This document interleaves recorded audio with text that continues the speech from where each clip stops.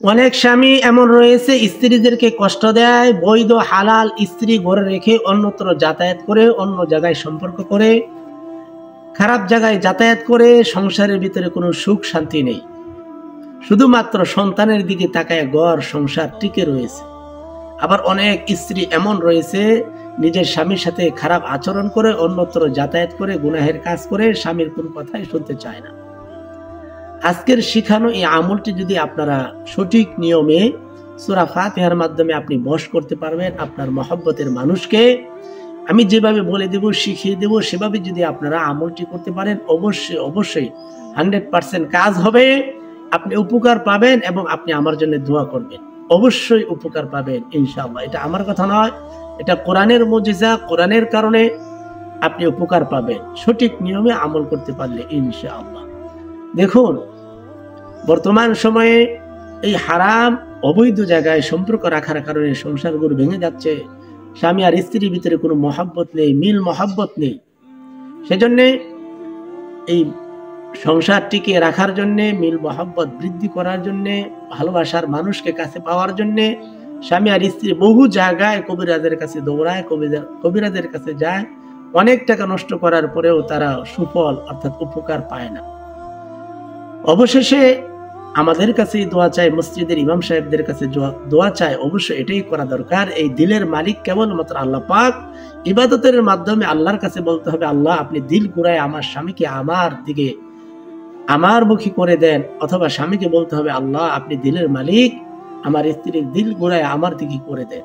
এভাবে যদি দোয়া করতে পারেন আর এই শিখানো আমলটি যদি আপনারা কয়েকটা দিন করতে পারেন, অবশ্যই অবশ্যই আপনি উপকার পাবেন। আপনার স্ত্রী অথবা আপনার স্বামী আপনার বাধ্যগত হয়ে যাবে, আপনার বশ হয়ে যাবে ইনশাআল্লাহ। তাহলে আসুন আমরা আমলটি শিখে নিই। আমলটি করার জন্য 1 নম্বরে আপনাকে ওযু করতে হবে, সুন্দর করে ওযু করে নেবেন। ওযু করে একটি পবিত্র জায়গায় আপনি বসে যাবেন। পবিত্র জায়গায় বসে এবার আপনি কারো সাথে আমলটি করার সময় কথা বলা যাবে না, নিরিবিলি আপনাকে দিনে অথবা রাতে যে কোনো সময় আপনি আমলটি করতে পারেন। দিনেও করতে পারেন, রাতেও করতে পারেন, আপনার সুবিধা অনুযায়ী আপনি একটা সময়ে এই আমলটি করবেন ইনশাআল্লাহ। তাহলে 1 নম্বর আপনি সুন্দর করে ওযু করবেন। 2 নম্বর হলো পবিত্র বিছানা অথবা যেখানে বসে আমল করবেন সেই জায়গাটা যেন পবিত্র হয়, সেখানে বসে আপনি আমল শুরু করবেন। আমলটা হচ্ছে 1 নম্বর আপনি আমল করবেন, আউযু বিল্লাহি মিনাশ শাইতানির রাজীম, বিসমিল্লাহির রহমানির রহিম, আউযু বিল্লাহি মিনাশ শাইতানির রাজীম, বিসমিল্লাহির রহমানির রহিম। দুইটা একসাথে 7 বার পড়তে হবে। 2 নম্বর আমল হচ্ছে আপনাকে দুরূদ শরীফ পড়তে হবে 7 বার। নামাজের যে দুরূদ আছে ওই দুরূদ ইব্রাহিম পড়বেন। আমি আপনারা যেন অনেকেই আছেন যে পারেন না, অনেকে আছেন ভুল হয়, আমি একবার আপনাদের সুবিধার্থে শেখানোর জন্য আমি বলতেছি ইনশাআল্লাহ। আল্লাহুম্মা সাল্লি আলা মুহাম্মাদিন ওয়া আলা আলি মুহাম্মাদ কামা সাল্লাইতা আলা ইব্রাহিম ওয়া আলা আলি ইব্রাহিম ইন্নাকা হামিদুম মাজিদ। আল্লাহুম্মা বারিক আলা মুহাম্মাদিন ওয়া আলা আলি মুহাম্মাদ কামা বারাকতা আলা ইব্রাহিম وعلى آل إبراهيم إنك حميد مجيد। এই দুরূদ ইব্রাহিম 7 বার পড়বেন। আর যদি কোনো ভাই বোন দুরূদ ইব্রাহিম মুখস্থ অনেকের থাকে না, আমরা ইমানদার মুসলমান, অবশ্যই আমরা নামাজ পড়ে অবশ্যই অবশ্যই দুরূদ ইব্রাহিম শুনে শুনে মুখস্থ করে নেবেন। আর যদি কেউ নাই পারেন, বলতে না পারেন, পড়তে না পারেন, তাহলে সংক্ষিপ্ত আকারে আপনি সাল্লাল্লাহু আলাইহি ওয়াসাল্লাম 7 বার পড়বেন। তারপরে এবার সূরা ফাতিহার মাধ্যমে যেভাবে আপনি আপনার ভালোবাসার মানুষকে বাধ্য করবেন, কাছে পাওয়ার চেষ্টা করবেন, এই আমলটি হচ্ছে আপনি আপনার স্বামী অথবা স্ত্রী যে যার কথা শুনে না, তার কথা স্মরণ করে আল্লাহকে বলবেন, আল্লাহ আপনি আব্দুর রহমানকে অথবা আল্লাহ আপনি খাদিজাকে আমার বাধ্য করে দেন। 3 বার বলবেন এই কথাটা। 3 বার বলার পরে আপনি আপনার ডান হাতের এই বৃদ্ধ আঙ্গুলের উপর ফু দিবেন। ফু দিয়ে আঙ্গুলটা এইভাবে বন্ধ করে ফেলবেন এভাবে। তারপরে আউযু বিল্লাহি মিনাশ শাইতানির রাজিম বলে বিসমিল্লাহির রহমানির রহিম বলে সূরা ফাতিহা 10 বার পড়বেন। আমি শিখাচ্ছি কিভাবে।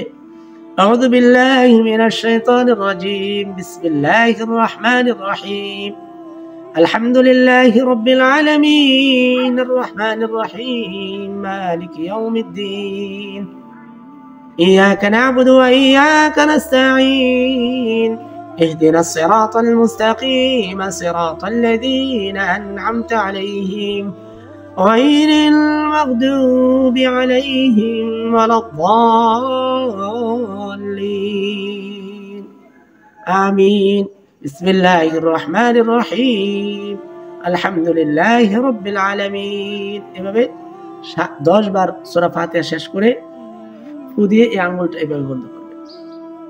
আবার আউযু বিল্লাহ বিসমিল্লাহ বলে 10 বার সূরা ফাতিহা পড়ে এই আঙ্গুলে ফু দিয়ে আঙ্গুল বন্ধ করবেন। আবারও 10 বার সূরা ফাতিহা পড়ে এই আঙ্গুলে ফু দিয়ে এটা বন্ধ করে ফেলবেন। আবারও 10 বার পরে আউযু বিল্লাহ বিসমিল্লাহ 10 বার পরে সূরা ফাতিহা শেষ করে ফু দিয়ে এই আঙ্গুল বন্ধ করবেন। এরকম বন্ধ করার পরে আপনি মনে মনে আপনি যাকে কাছে পেতে চান, আপনার স্বামী অথবা আপনার স্ত্রী, আপনার মহব্বতের মানুষ, তার কথা স্মরণ করে তার চেহারায় বিসমিল্লাহির আউযু বিল্লাহি মিনাশ শাইতানির রাজীম, বিসমিল্লাহির রহমানির রহিম বলে এভাবে নিক্ষেপ করবেন। মনে মনে সামনে মনে করবেন যে আপনার সামনে এসে বসা আছে, বিসমিল্লাহ বলে তার দিকে এরকম হাতটা ছুঁড়ে মারবেন। তাহলে আবার সুবিধার্থে আমি রিপিট করতেছি আমলটা কিভাবে করবেন। ওযু করে পবিত্র বিছানায় বসে আউযু বিল্লাহি মিনাশ শাইতানির রাজীম, বিসমিল্লাহির রহমানির রহিম 7 বার পড়বেন। তারপরে দুরূদ শরীফ পড়বেন 7 বার। তারপরে যাকে আপনার বাধ্য করতে চান তার নাম নিয়ে বলবেন যে আল্লাহ আব্দুর রহমানকে অথবা আল্লাহ খাদিজাকে আমার বাধ্য করে দেন 3 বার বলে বৃদ্ধাঙ্গুলে ফু দিয়ে আঙ্গুলটা বন্ধ করবেন। তারপরে 10 বার পরে সূরা ফাতিহা পড়ে ফু দিয়ে বন্ধ করবেন। 10 বার সূরা ফাতিহা পড়ে ফু দিয়ে বন্ধ করবেন। 10 বার সূরা ফাতিহা পড়ে ফু দিয়ে বন্ধ করবেন। 10 বার সূরা ফাতিহা পড়ে ফু দিয়ে বন্ধ করবেন। এবং যাকে কাছে পেতে চান আপনার স্বামী অথবা স্ত্রী, মনে মনে চিন্তা করবেন সে আপনার সামনে আছে, বিসমিল্লাহ বলে তার দিকে এরকম হাতটা ছুঁড়ে মারবেন। অবশ্যই ইনশাআল্লাহ এভাবে যদি সূরা ফাতিহা পড়ে পড়ে আপনি যদি আমল করেন, অবশ্যই অবশ্যই আপনার সন্তান, আপনার স্বামী, আপনার স্ত্রী, ইনশাআল্লাহ যাকে আপনার বাধ্য করতে চান হালাল ভাবে, হারাম রাস্তায় এই কাজটা করা যাবে না। অবশ্যই হালাল ভাবে আপনার স্বামী, আপনার ভালোবাসা পাওয়া আপনার অধিকার, আপনি এটা হালাল, আপনার সন্তান কথা শুনেন এটা হালাল।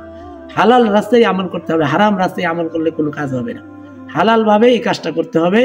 ইনশাআল্লাহ কয়েকটা দিন আমল করবেন, আপনি বুঝতে পারবেন ইনশাআল্লাহ উপকার পাবেন। আমলটি যদি আপনার কাছে ভালো লেগে থাকে অবশ্যই অবশ্যই অন্য ভাই বোনকে উপকার করার জন্য ভিডিওটি শেয়ার করে দিবেন। নতুন হলে সাবস্ক্রাইব করে পাশেই থাকবেন। অবশ্যই ভিডিওটি ভালো লাগলে একটি লাইক করে দিবেন, কমেন্ট করে জানিয়ে দিবেন আপনি কি ধরনের আমলের কথা জানতে চান। আসসালামু আলাইকুম ওয়া রাহমাতুল্লাহি ওয়া বারাকাতুহু।